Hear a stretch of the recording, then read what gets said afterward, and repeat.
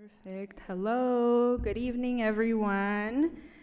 Thank you for being here for this first Friday.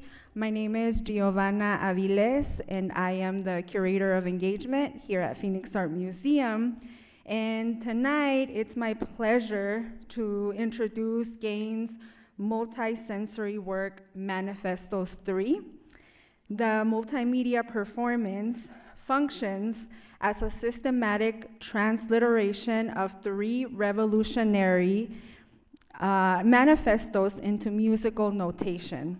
Martin Luther King Jr.'s speech from 1967, Terry Atkins' 1993 visionary recital, and James Baldwin's essay Prince and Powers, written in 1957. The musical notations, as written and arranged by piano by Gaines, will be played live tonight by pianist Richard Valituto with live video operated by Mads Falcone. Before I turn it over to them, I wanted to share a little bit about the artist tonight. Richard Valituto is a Grammy-nominated piano soloist, chamber musician, vocal accompanist, and composer.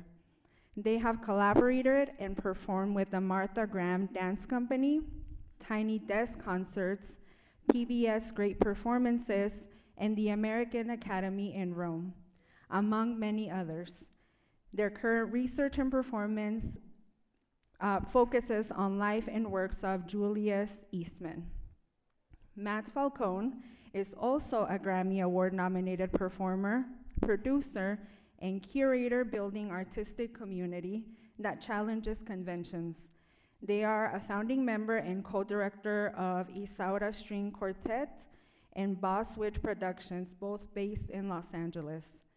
As a producer, recent works include collaboration with MoMA, Institute of Contemporary Art in Miami, the Los Angeles Chamber Orchestra, and of course, Charles Gaines. And with that, please help me welcome Richard Valituto.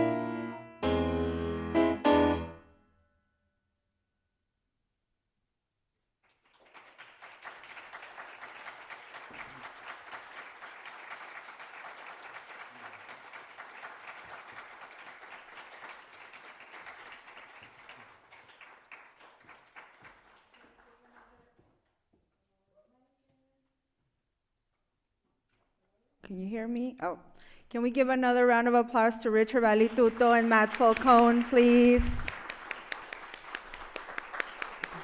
Thank you. Well, also tonight, we just experienced the powerful performance of Manifestos 3. And now we're honored to continue this dialogue with a conversation featuring two incredible thinkers and artists, Rashad Thomas, a poet, freelance journalist, activist, and genre-fluid artist, and Dr. Rashad Shabazz, Associate Professor of Geography and African American Studies at Arizona State University. Their work, deeply rooted in social justice and Black geographies and the power of storytelling, will help us further unpack the themes of Charles's work and consider how these revolutionary ideas continue to resonate today. So please join me in welcoming Rashad Thomas and Dr. Rashad Shabazz.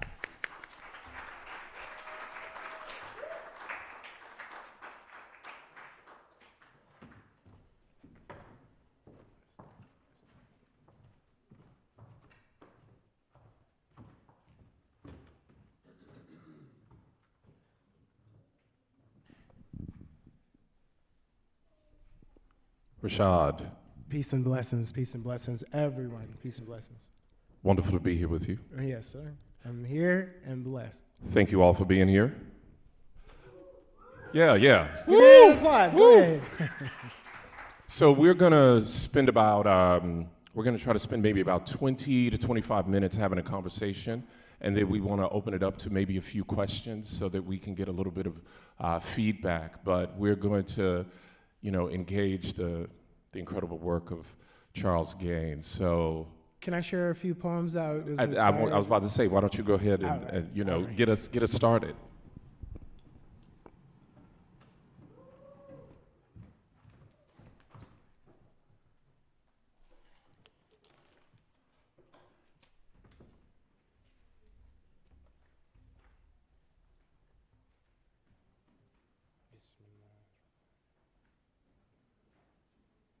So my name is Rashad Thomas, aka the failed poet. I was an interpretive partner for for Charles Gaines' exhibition. I gave a reflection on Falling Rock. And within Falling Rock's my reflection, I thought of poems that I've written over the years, where I've used certain words from speeches, very similar to Charles Gaines, to create poetry. I think it's a way that we can teach children how to also get, interested in the deep words of Malcolm X.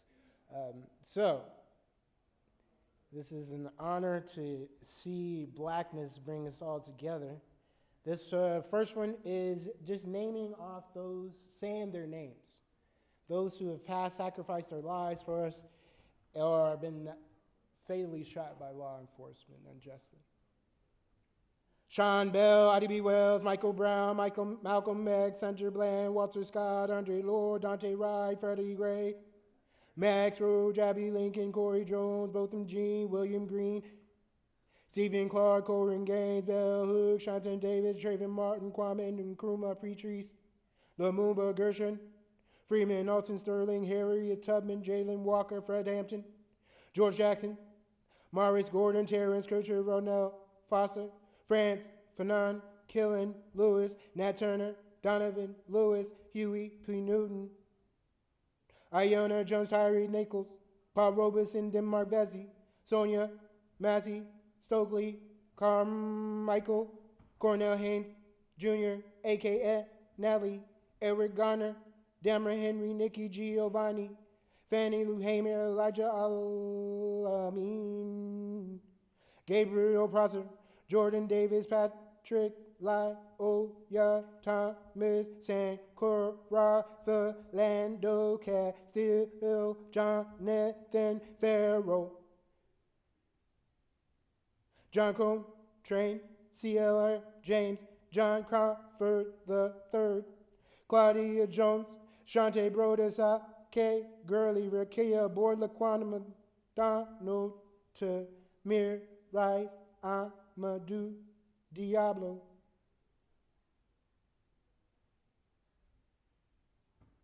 This next poem, John Coltrane. When I went into the exhibition, I was welled up. I almost started crying in front of my daughters, just because everything that I saw in that exhibition was me. I love writing on graph paper. I love John Coltrane and reading music compositions. I'm a Muslim, so when I heard the screaming when I walked into the exhibition, it shook me. Because I joined the United States before, United States Air Force after 9/11. And then I just recently became Muslim in 2018. So knowing the two stigmas that match black Muslims, or not match, but get labeled by, I reflect on death as life. So this one is eulogy for our daughters. It's a speech by Martin Luther King for the 16th Chapel of Baptist Church, the four girls that died. On this mortal stage played children, beautiful victims, died nobly. Martyred heroines, a holy crusade for freedom. Their death, their gospel, silent behind stained glass. Negroes accepted evil, stood on the sidelines. They say innocent blood serves dark cities. Death is about death. Kings die beggars. Death to the guilty. Christian affirmations. Death is not a period. It is a blind alley. Now, I say to you, life crucible still, every flowing water, the moment soothing summers, piercing chill for winter. God walks, God transforms dark, desolate valleys into inner peace. Today, do not walk alone, wonderful children. They didn't live long lives, they lived meaningful lives. They died between sacred walls. God of love, stand beautiful, beautiful, darling girls. Good night, angels. Eternal rest. God bless you. Black art and revolutionary theater. This is from a speech by Mary Baraka about black art and the revolutionary theater. We are the teeth of trees piled to the White House steps to force change, be change words. Real things said about the real world, Washington's destruction plotted. We are, I am preaching virtue, black nigger magic with cleanse them. The ugly, the beautiful will see themselves, they will love themselves. We must expose white men, cower before them, this theater that hates them. They have been trained to hate, fixated with old black ladies dying of men, leaving her hearts beating them. We must teach their deaths. It must crack their faces, open their mad cries of the poor. We staggered through the universe, correcting, insulting, preaching, spitting craziness, but craziness taught to use in our most rational moments. We accuse and attack anything that can be accused and attacked, accused and attacked, and accused and attacked, because it is a theater of victims. We, even if Western, anti-Western, we must dream and give them reality, and carries for God propaganda for the beauty. We be the competent force in the world, spirit, feeling, cracking, still knuckles in liberal ladies' mouths, scream poison gas on beasts of big green berets. We are the language universal, tightened by poets' backbone. The statue of liberty is a whore. Lady Justice, a double junkie, push tar dirt in her veins. The shoot, bang, I come at you. Breathe like restless, a shudder, strange pissing. We want live, flesh and coursing blood. Hearts, brains, souls, splintering, fists beating, niggers, jock or daggers, slimy-bellied white businessmen. The revolutionary theater, do you want to see people really dancing and singing? Go up to Harlem, get yourself killed. The result will be real dancing and singing. Most fascists disguised as white Western artists.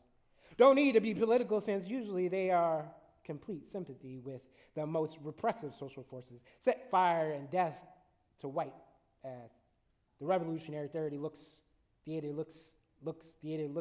at him, clutch his throat and puke himself into eternity. The revolutionary theater is an assassin theater that shoot guns, wrestle a cop alley, and take their weapons, leaving them dead. With forked tongues pulled out, sent to Ireland. Americans will hate the revolutionary theater. It will be out to destroy them and their beliefs. The revolutionary theater is a force of 20 million spokes. Waking up, planning to storm America with furious cries and unstoppable weapons. We want actual explosions and actual brutality and epic crumbling. We must make art that will function as to call down the wrath of the world. Clean out the world until the black world. Let them be no love written until they love one another, can exist freely and cleanly, and let black people love silently or loud. One more. Thank you. Appreciate you. One more. This one is message to the grassroots. I've used words and phrases that from his speech. Real. We want to off-the-cuff chat us. We want a language everybody can understand. We agree America has a problem. America has us. We're her problem. She doesn't want us here. You look at you, be black, brown, red, or yellow. So-called Negro, you represent a serious problem for America. Face this fact. Plot, of course. Intelligent instead of unintelligent. You and I need to learn our differences. We together, Baptists and Methodists, catch hell, you catch hell, you catch hell, you catch hell, Democrat, Republican, you catch hell, you catch hell. You don't catch hell because you're an American. You catch hell because you're a black man. You catch hell. All of us catch hell for the same reason. And one more. By Imam Jamil Al-Amin, blessed are those who struggle. Oppression is worse than the grave. It is better to die for a noble cause, to live and die a slave. Amen.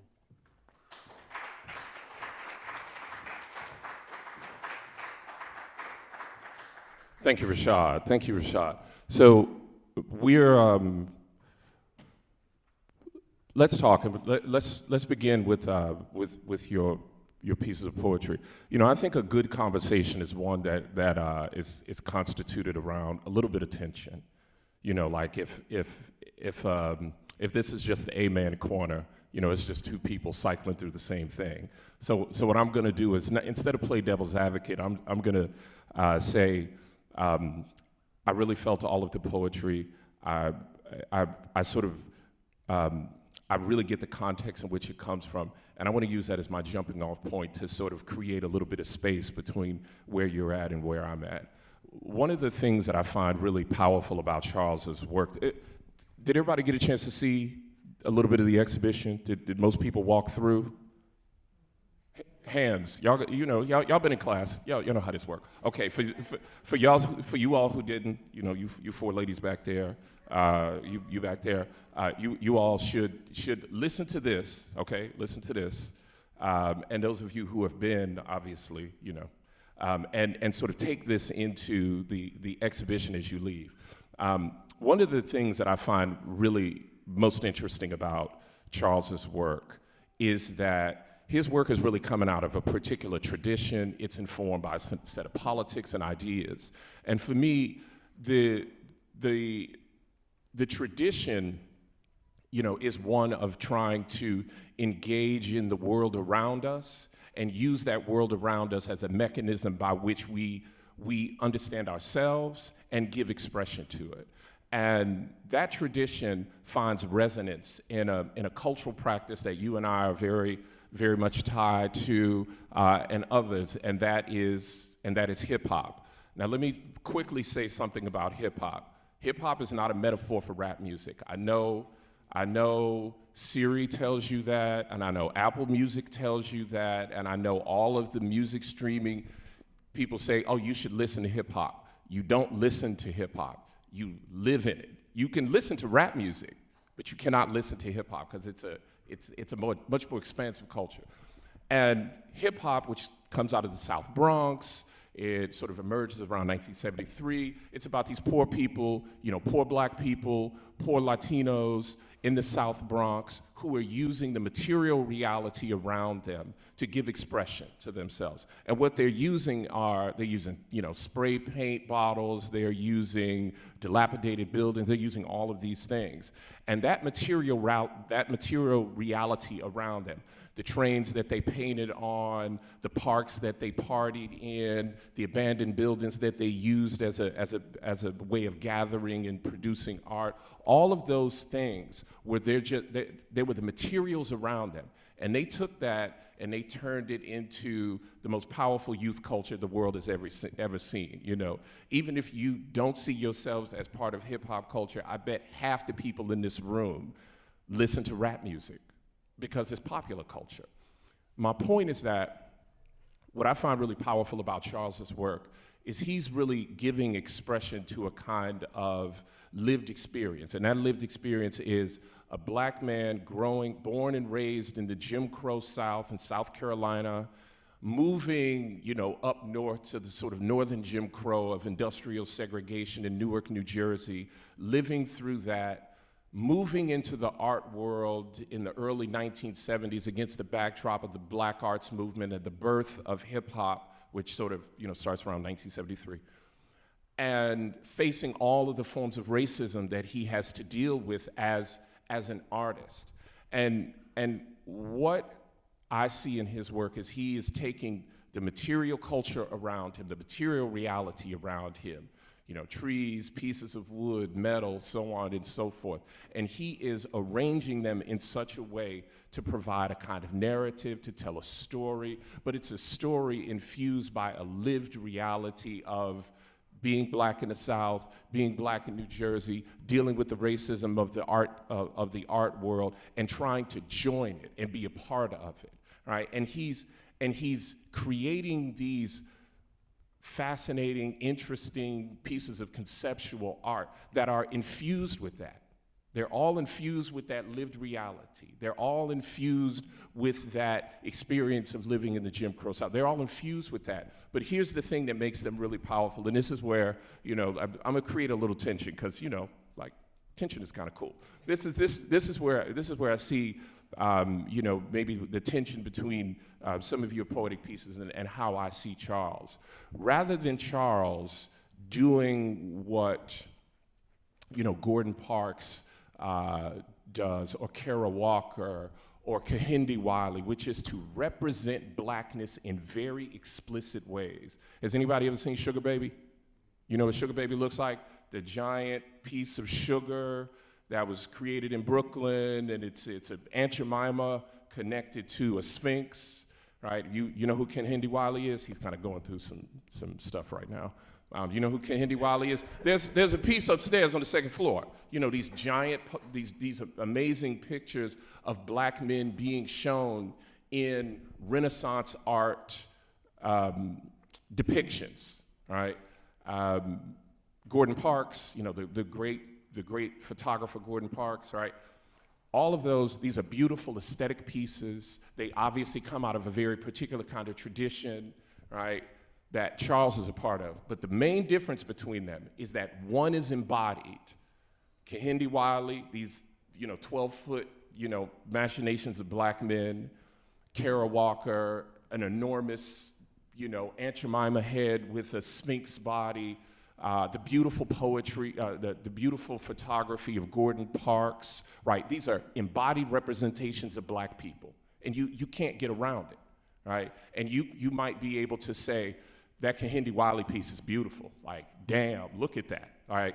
Or, you know, there's something really powerful about what Gordon Parks is doing, or like, I'm getting so much of this sort of understanding of slavery through Kara Walker. But what Charles is doing, which is the brilliance, and where I'm going to try to create a little tension here, is that instead of these explicit embodied representations and manifestations of blackness, Malcolm, so on and so forth, that we might, you know, see in Kehinde Wiley's work, Harold Walker's work, the work of Gordon Parks, and the poetry of Rashad, Shabazz, which are explicit. And you might be able to feel the words, identify them, not. But here's the thing about Charles's work. They are embodied with the same kind of lived experience, politics, and ways of understanding, but because they are disembodied from blackness, there is a capaciousness to it. There's an expansiveness to it. And people can enter it and get something from it from wherever they are.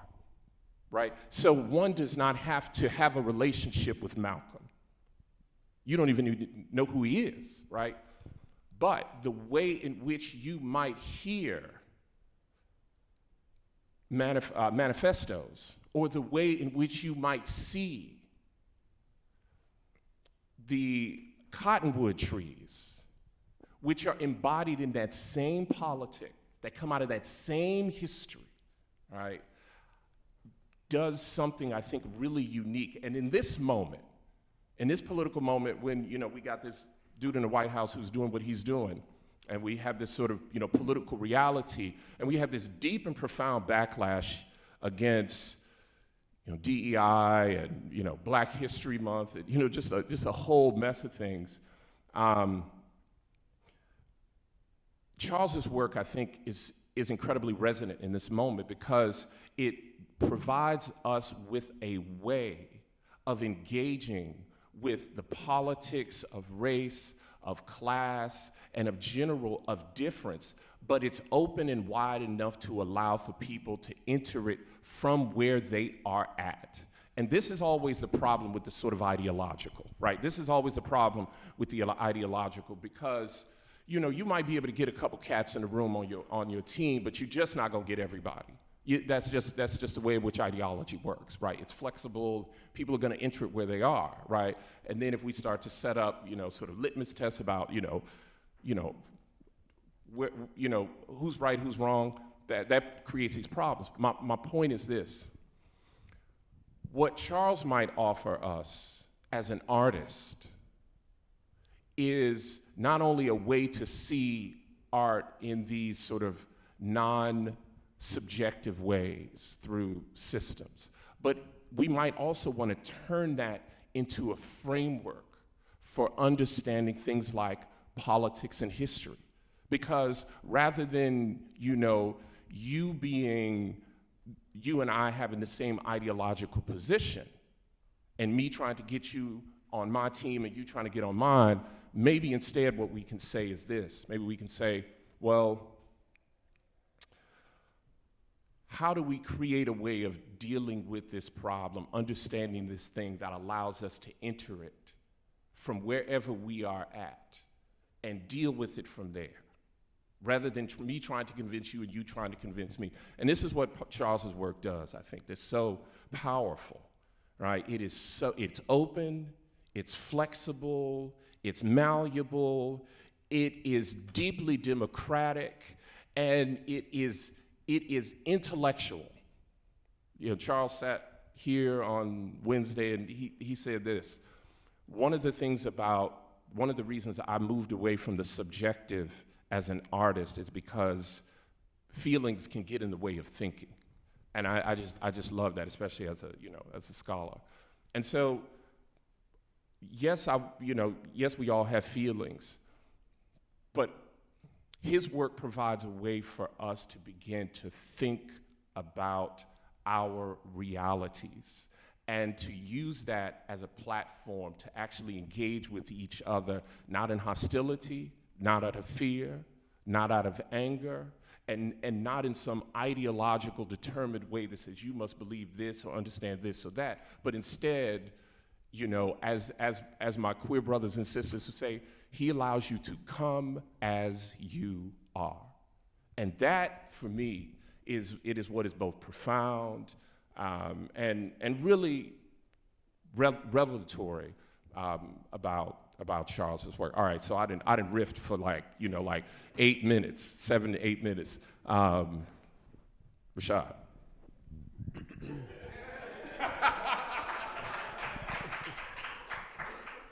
Actually, that's so for me, it was the words. As an artist, as a writer, I look at words, and I've always wanted to see them on museum walls, along with our blackness. So seeing myself on the wall, and I had the opportunity again to be a part of actually putting words on the wall. But I remember words like riot. I don't know, riot and nigger. These are on the wall, and I'm like in a predominantly white museum. So seeing that was like, I was shocked. I walked around, and then I noticed black folks, actually having conversations in their own element, reflecting on what they experienced, meeting them where they're at, right? And then I saw others, they just scooted through. And, maybe they didn't connect. But I think Charles Gaines' work entices you. It brings you in. If it only be passing through. And me passing through, it was riot, riot, riot. And that's why I chose those specific speeches, because it's not about rioting, it's about representation. And I don't get to hear revolutionary work or see Charles Gaines' revolutionary work or hear poetry in this context, in these type of spaces. So I, much differently than you thinking, I'm a feeler as an artist. I want to feel what I'm writing. I want to feel what I'm seeing. And that's what Charles Gaines, even though I think a lot, those feelings just take over. And I think we need more art that makes you think and also makes you feel, and from different perspectives of people of color or any other marginalized communities or minoritized communities. But we want to, do you have some? Well, I was going to see if they wanted to say, ask. Just one thing. I mean, I think this is also the beauty of his work, and this is what art can do. It can, if it's open and capacious and flexible enough, it can allow people to enter it from where they are and to begin to have a conversation. And this is the growing problem of the ideological, because it tends to be inflexible. It tends to lack capaciousness. It tends to not be able to expand and be open enough. And what happens is that, the thing that does not bend always breaks. And I think this is why art in general is so important. And I think this is why the work of somebody like Charles Gaines is so incredible. All right, y'all. How y'all doing? Y'all good? All right, so let's have a conversation for like 6-7 minutes. Come on. Who wants to be the first brave soul to posit a comment, a question, a thought, a feeling? Any of them work? Yes.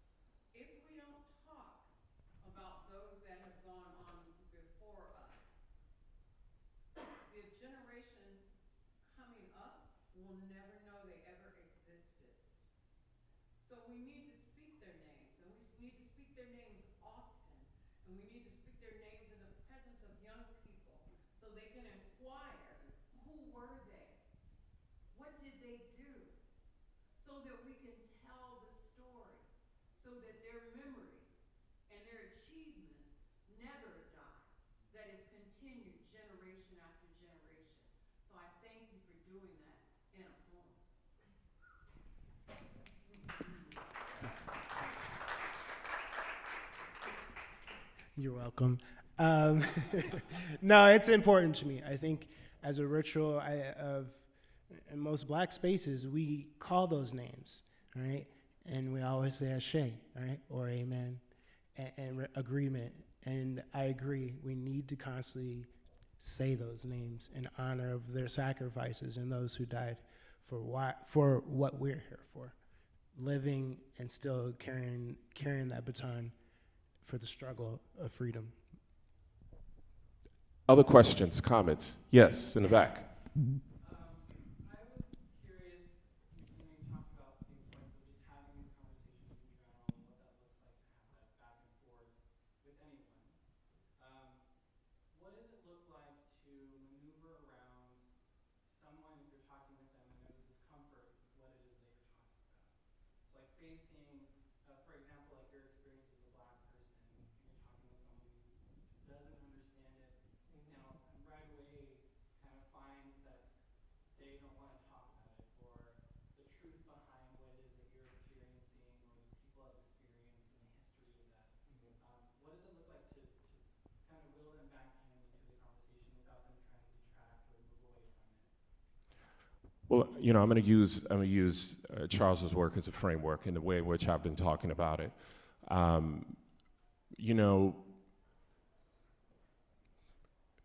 On some level, I mean, look, we have some choices. We have some choices we can make.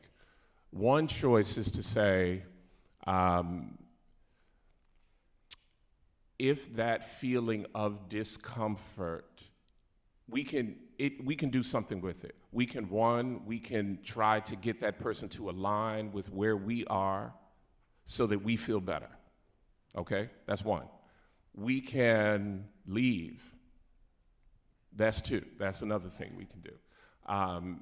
Now, I'm a Marxist, which means I believe in a certain level of dialectical philosophy, which is a whole other conversation. But rather than those two things, get the person in line with me. I'm here, I need you to move, 40 degrees this way so that I'm okay. Or bolt, deuces, I'm out. The third position is where I see Charles's work. And that third position is you recognize where they are, you understand where you are, and rather than trying to find common ground, you simply enter there and you hold that space. Now, it doesn't mean that you are going to walk away with some kind of, I feel better about myself, or the world is, that's not what this is about. This is not about you getting your needs met, but it is about, as I see Charles's work, as a space allowing for people to enter where they're at. It is a space that we can hold together in that moment and simply recognize one another and recognize that we are in a different place. And that might be the best step. Because again, trying to get that person to align themselves, to align with you, you know what that's going to produce. You know what that's going to produce. Or, or maybe if you live in a bubble and everybody is like that, well then you good. You ain't got to worry about it. You good.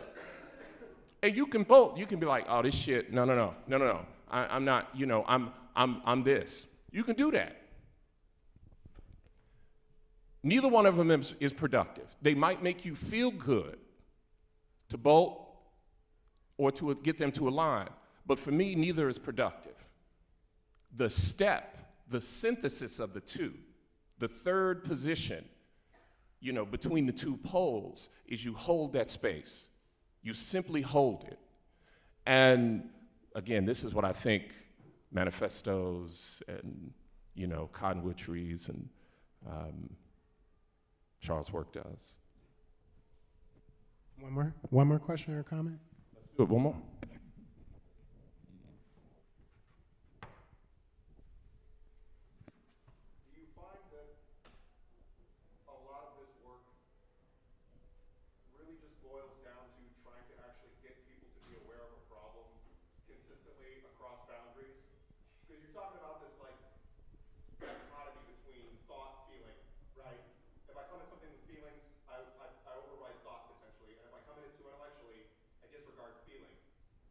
Systems of oppression, generally, operate on people not having awareness that they're even there. To me, it feels like a lot of this work is, hey, do you see something here that you already recognize? And can you use that to bring awareness online of everybody's being oppressed and exploited? Some more than others, but the baseline is still there. I mean, do you feel like ultimately that's the goal of any of this type of art, is to go, get your brain to shut the fuck up for 2 seconds, right? Just shut up. And don't listen to somebody else coming at you with other ideas as well to try to get you to bend your intellectual understanding of your reality away from the actual reality. Do you understand what I'm saying?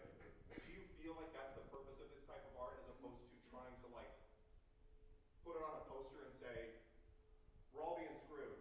These people more than others,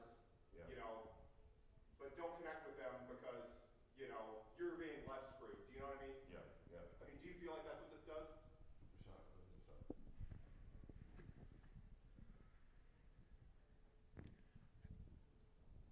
It's a message, right? I think it's a message, and it is telling a story. And within storytelling, I think, again, you're entering a space.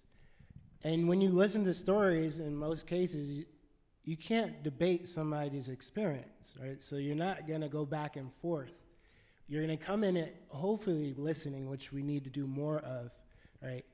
When you walk into Charles Gaines' exhibition, there's so many things going on. He talked about temperament on Wednesday, and it is, and for me, it's a poster. It's a poster. It's saying, yo, we are black and we're living in this racist world. I think in many cases art is political. America is political. It was based on politics. So you can't say nothing's political because everything's political, right? But I do think it's yelling something. but that's because I'm entering in a different space for myself, right? So that's it is a poster.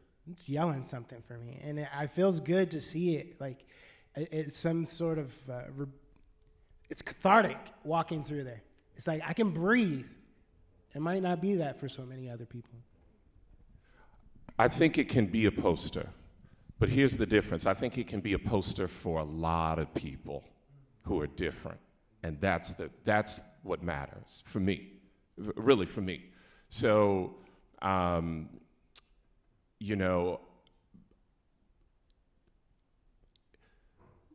people can walk away from this work with so many different feelings and thoughts.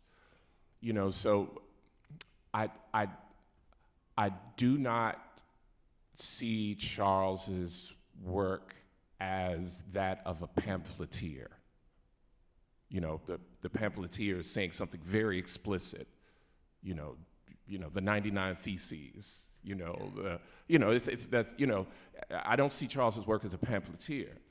I see Charles's work in the medium that just preceded us, a systematic engagement with these critical pieces of Black thought that are expanded in a way through the creation of chords, through the musical notations that he creates, that allows everybody in this room to see it and feel it differently. But it's grounded in a certain kind of Black experience. And in that way, no matter what you might think about Black people, no matter what your politics are vis-a-vis Black people, no matter what your individual thoughts or feelings are, you walk away from that having engaged with it in a really deep way. And that, for me, is a real genius and fascinating way of engaging with a people. But, and so it can be a poster if you want it to. It can also be whatever you want it to be. It can be whatever you want it to be. And for me, that's what's incredible about it. Man, I wish we could do this for like another 45 minutes. We could just hang out, Gio, what should we do? Should we just keep? Okay. Anybody has that? I think I saw one hand up. Any other thoughts? Yes? Sorry, I was trying to get my son. Well, okay, since I've got the mic, well, forgive me then, because I will ask a question. Isn't that part of the problem in general, is the engagement? Because we've got people that we just don't engage enough with the other side at all. So even though this is a miraculous thing that you're doing and this conversation is so engaging, is the bigger problem that we don't see change because there isn't any engagement between any of us? So I'm going to slightly disagree. Tension is a form of engagement. So look, here's and I know there's a bunch of Arizonans here, and my girlfriend is in town, and she's not from Arizona, but she's gonna learn this Arizona lesson, right? Okay, so everybody here knows Scottsdale. So in terms of population, in terms of demography, Scottsdale is white. It's also wealthy. That's no surprise to people, right? Okay. Much of the housing in Scottsdale, particularly that around the Camelback area, is littered with restrictive covenants in the deeds that say no Mexicans, no Jews, no Chinese, and 99% of the time, no Blacks. Okay, so that place is segregated in terms of race, overwhelmingly white, and class, upper middle class, right, economically. All right, now, because they are secluded and bubbled in that location, the infrastructure that created it is constituted around Blackness, around making sure we are not around these people.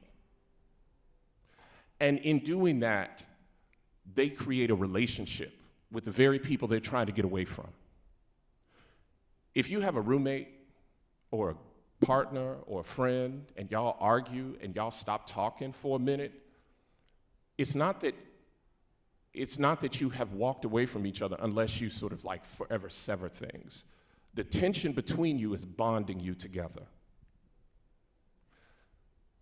Despite the fact that black people and white people in this country have lived under urban segregation for over a century, and oftentimes do not interact, with the exception of maybe work or the airport, black people and white people in this country are bonded together like lovers who really have tension with each other. So that's a relationship. Just because you're not in love with the other doesn't mean that your tension with them doesn't mean that you're not in a relationship with them. And black people are in a constant relationship with white folks. The problem is not that we don't talk to each other or that we don't have a relationship. The problem is that we simply just maintain that tension. And we do not see that there is a third position. And that's the problem. And we're trying to align one another with the other. You know, white supremacy is telling the world to be like this, and, you know, black people in their response to it is, you know, and we keep doing that back and forth. The problem is that we don't have a third position. And the third position is, again, what I think Charles' work tries to do, which is to, how do you create a space for people to come in and hold it? Simply just be there, right? So we might say the museum can be like that, where you have people across race and class and age and religion and geography who can come into a space and hold it. Just be there. Not try to say, you need to see it this way, or I need to see it this way, or, you know, none of that. Just be. That is a third position. That is a third position. And we need third positions. You know, like, because folks just ain't gonna see it the way I see it, and they're not, you know, they're not whatever because they don't. They're just where they're at, and I'm where I'm at, and that's what it is. But how do we hold the space together? Because the fact of the matter is that the inability of us to do it will just simply fracture the thing that we have, and it's not an if question, it's just a when.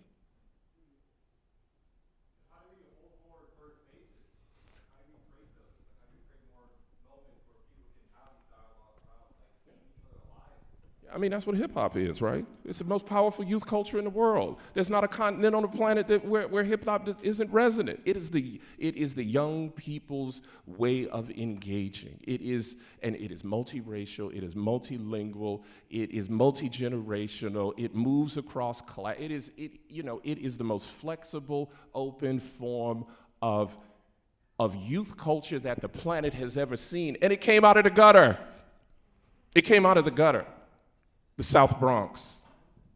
It came out of the gutter. And that should tell us something about those people, what they created, and how we might replicate that. All right? How do we create third spaces? Well, we recognize that, you know, the major ethos of hip hop is you represent where you're from, and you bring that into the square. And I think that's what Rashad is doing. I think that's what I'm trying to do. I think that's what we're all trying to do in so many ways. Yeah, I think these spaces already exist. I think it's about desire and wanting to go into these spaces. Just because this is an all-black space, it doesn't mean folks can't come and experience blackness without Black History Month or Black August, right?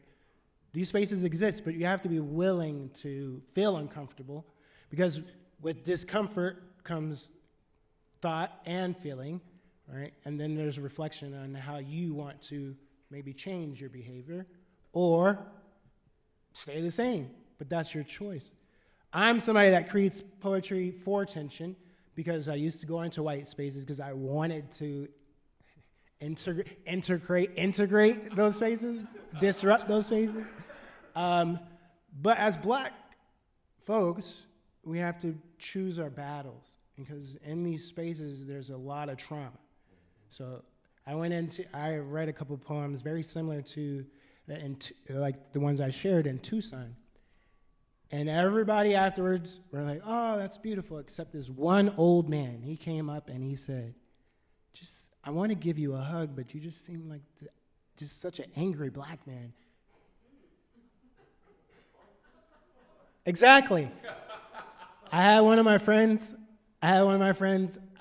He was listening, and he looked at me, and I scooted behind him as my barrier to separate myself, because that's the trauma we experience on a daily basis. And I'm trying to share a story. All I want you is to be. If you have a question, sure. But these spaces already are there for us. We just have to have a desire to go into these spaces and actually be and listen. So.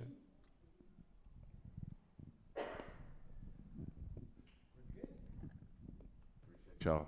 Thank you, everyone. everyone.